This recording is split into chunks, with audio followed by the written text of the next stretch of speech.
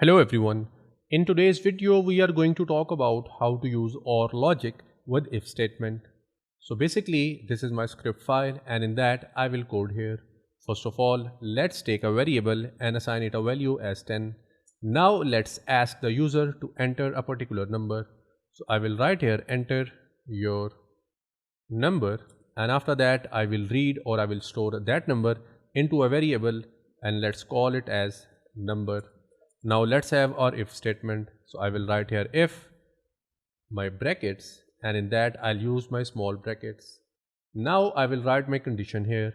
So I will write here if number that has been entered by the user is greater than number which is already stored in variable A, or if I have another condition, let's say that condition is number equals variable A.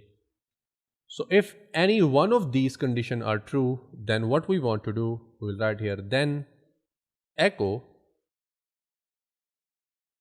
correct information.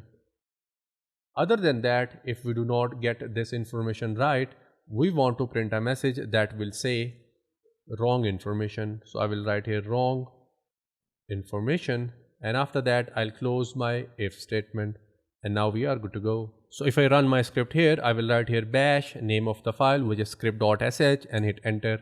Remember, either we can enter a number which is greater than 10 or it is equal to 10.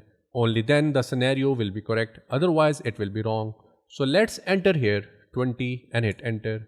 Here if you see here it says correct information, because we are successfully fulfilling this condition.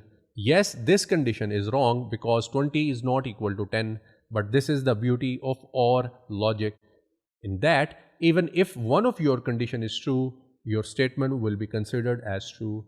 Now let's add a number that conflicts with both of these statements. I will enter a number which is less than 10. In that scenario, we'll have both of these conditions false, as it will not be equal to A and it will not be greater than to A as well. So I will again run my script and let's add here 5.